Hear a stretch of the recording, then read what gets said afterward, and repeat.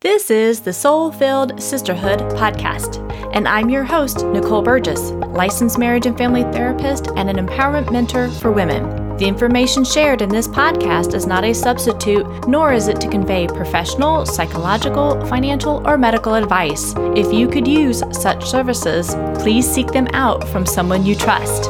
Now here is today's episode. Episode 39. Today's episode is sponsored by Nicole Burgess, Empowerment Mentor. She helps the high-achieving, introverted, and sensitive female entrepreneur end the overwhelm and stressed out cycle, create more balance between her work and personal life, so she can have deeper connections not only with her partner, her children, but herself. Schedule your discovery call today. Go to NicoleBurgessCoaching.com/apply. Now here is today's episode. Well, welcome, sisters. In today's episode, I want to talk about being seen and heard. It's a little bit of marketing, a little bit of business. I'm going to keep kind of going in this series of standing out more for who you are, both professionally and personally. I know for many highly sensitive and high-achieving women, one of their goals is to truly make a difference in our world, which is beautiful. And I know that oftentimes fears like to bubble up and hold us back. And I'm included in that whole thing too. I've got various self-talk that has happened over the years that has, attempted to keep me hidden. And I had to have lots of conversations with that part of myself to work through that and go forward. So, as you know, part of being a highly sensitive woman is we often, if we learn how to cope with pushing so much, right? We're pushing, getting things out there, going after things, trying to do everything for our families and this and that. We can actually burn ourselves out. That's where oftentimes that overwhelm comes in because we have not accepted those parts of ourselves that need the downtime. And what I'm talking about is all the sensitivities. As HSPs, we need to have built-in downtime. I've talked about it so many different ways in episode 9 and episode 10, I believe episode 11 as well. Talking so much about highly sensitive person and their traits and what it is that we need. This is a big piece of it.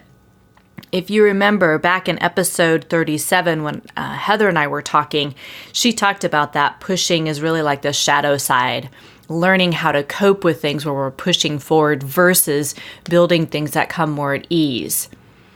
If you really know yourself and you accept these great, incredible gifts of those being sensitive, then you start to figure out systems to set up to help you do that more with ease. One of the things I hear from many women that I work with, that I coach, is they really don't like their sensitivities. They get annoyed that they need more downtime. They get frustrated that they get overwhelmed easier. And when we go deeper into that, we discover that they need just a few tweaks in their schedules, few minor adjustments in what they're doing in their lives to help manage that. So I encourage you to go back to also episode 1, where I talk quite a bit about self-reflection, because as spiritual beings, that is one thing. If we don't fully accept who we are, we begin to cope with life in some unhealthy ways. And perfectionism is another one. Perfectionism, I know, gets talked about quite a bit, but that will also prevent you from being seen and heard. And what it really boils down to with perfectionism is there's often fear behind that. The fear of thinking that you're not enough, the fear of that you don't have really high self-esteem, you doubt yourself. And so what happens is like, I have to do this marketing campaign perfectly. Otherwise, nobody's going to read it. And so you keep going back and changing the fonts or changing the wording on it versus put it out there and then get feedback. That's really what marketing is for anything, right? So if you've noticed over these, last probably 20 episodes, my sponsoring message has shifted a little bit over time. I'm tapping into what resonates with my listeners, what resonates with the women that I work with. I also want to tap into, like, am I using the words that describe them? I mean, I get it, ladies. It is hard to put yourself out there at times. There's that fear of, are you going to be rejected? Are you not going to be liked? Are you going to be criticized? And the fact of the matter is, I know I'm not for everybody, and I'm totally okay with that. If I have somebody that comes back and they're a big critic of me, I have the choice to either okay, I need to hide myself again or keep moving forward. Things get triggered in people all the time by what is said. I can have compassion with them and not take it personally. So that's the other piece of it. Try things out. The saying of progress over perfection, there's so much truth in that. Because that's how you figure out who you are, not necessarily who you are, but what is resonating with your clients you're trying to reach, what resonates with the people that you're working with. And this is true whether you're in business for yourself or you're working for somebody else. Another fear that likes to bubble up is the old imposter syndrome. That holds us back, like, oh my gosh, but who am I to put this information out there? Who am I to put this service out there? Who am I to make this product?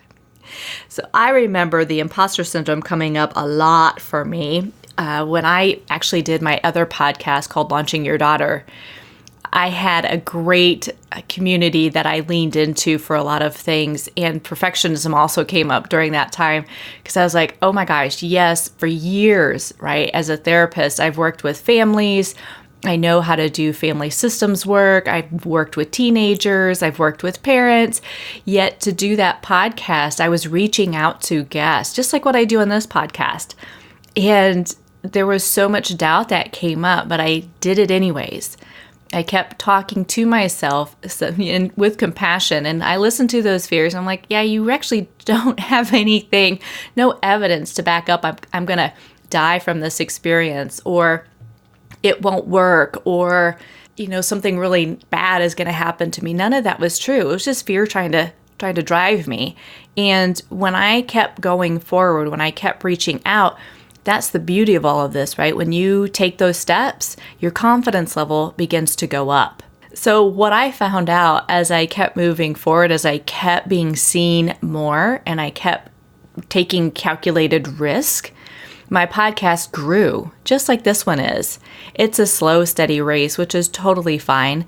And I started to get more and more feedback from my listeners. That's what marketing is. You're going to be for some people and not for others, and that's okay. It's knowing that you are facing these fears. Again, so many of them, there's nothing that backs them up. Just because we have a thought doesn't mean it's true. So when your fear tries to drive you, when the inner critic wants to come up, or the voice of doubt wants to come up, when the imposter syndrome voice likes to come up, it's knowing it's like, that's all that is. It's fear. It's me getting out of my comfort zone, and it's totally okay. That's how we stretch ourselves. It's not hiding behind the sensitivity saying, well, it's because I'm an introvert. It's because I'm highly sensitive. I can't do this. No, that's fear. Being an introvert only means that how do you recharge your batteries? That's all it is. And highly sensitive, we're here to really make this difference in the world. Many of you, I know, are doing that in so many different ways, whether it's within your own home, within your own community, within your state, within your country. To put yourself out there helps impact the world in whatever way that is. For me, my message is it's one person at a time. I know I'm changing the world one person at a time. And when I help that one person accept more of who they are and be that incredible woman that I know is within them, that has been there all along, there's a ripple effect because now she shows up more present with her partner. She shows up as more present with her children. She is now the role model to the next generation of how to stand in your own truth, how to no longer listen to what you should be. She removes these masks that she's been hiding behind, and she stands in her truth. She's out there and she's serving people in a ton of different ways and in such an incredible capacity with integrity. And I know it can feel really vulnerable when you keep putting yourself out there. That's normal. It's part of the process. And when you have that self-compassion, because you're doing that daily practice of self-compassion, self-reflection, then it's not as scary. Meaning that when the fear bubbles up, when those thoughts bubble up and you begin to write, I talk a lot about, you have a fear thought that becomes a paragraph, that becomes a page, that becomes a chapter, then it becomes a book. You're beginning to mitigate that, saying, okay, I had that thought. Now I have a choice that he can either hold me, or I can look at, what story am I making this to be? What am I creating in my mind versus what's really truly happening? The other piece of this, for many highly sensitive women, it's also being very spiritual in nature. And again, that means whatever it means to you, whether it's God, universe, spirit, higher source. When you are tapped into that source, to spirit, to God, it's remembering you're getting information from your soul. When you have allowed yourself to go into that deeper place of you, that's really how you're serving the world. And again, some people are going to really resonate with you and some are not. That's totally okay. But when you know yourself at that soul level, you lead from that place versus shrink. It's not coming from the ego. Ego is based more like, I've got to have this, validation from folks. I've got to be more like this prestige. It's so worried about being humiliated or embarrassed. And it's like, nope, when I'm putting myself out there and I'm doing it from the soul level, all that other stuff begins to fall away. It's a shift in perception. And again, it's a practice, ladies. All right, so now let me get into some practical tools regarding being seen and being heard. So I've already, encouraged you, if you haven't listened to episode 1, go back and do that.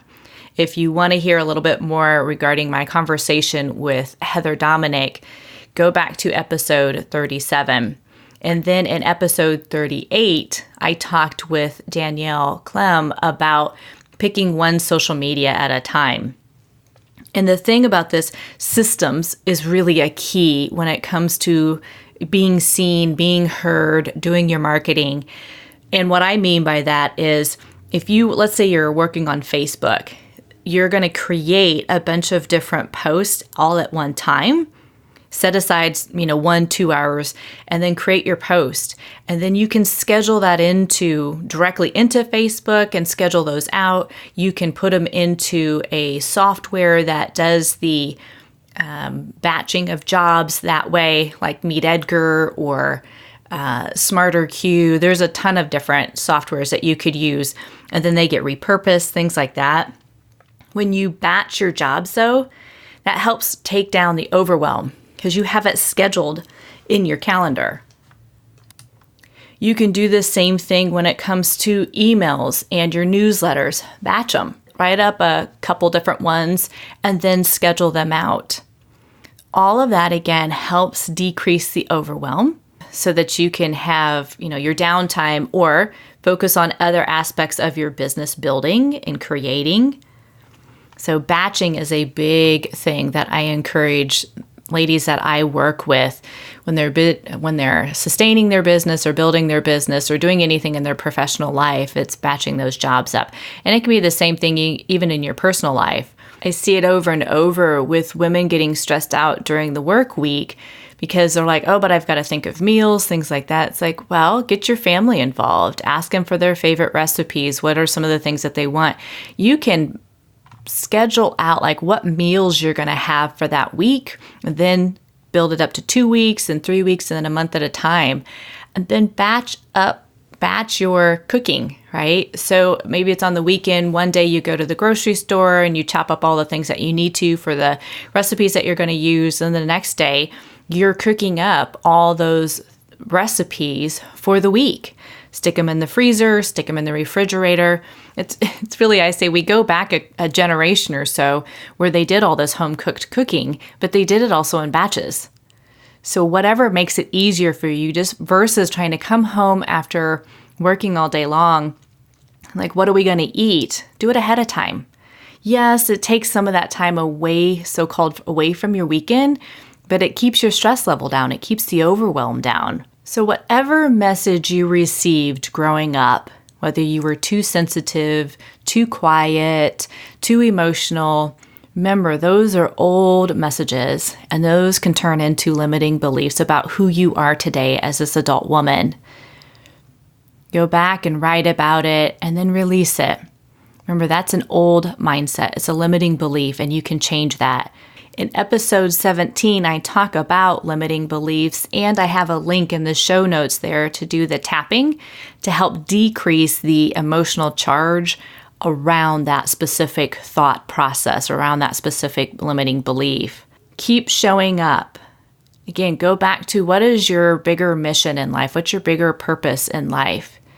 If it's to truly make a difference in this world, that's why you're here. It's not to be liked by everybody, and you won't be, and that's normal, that's natural.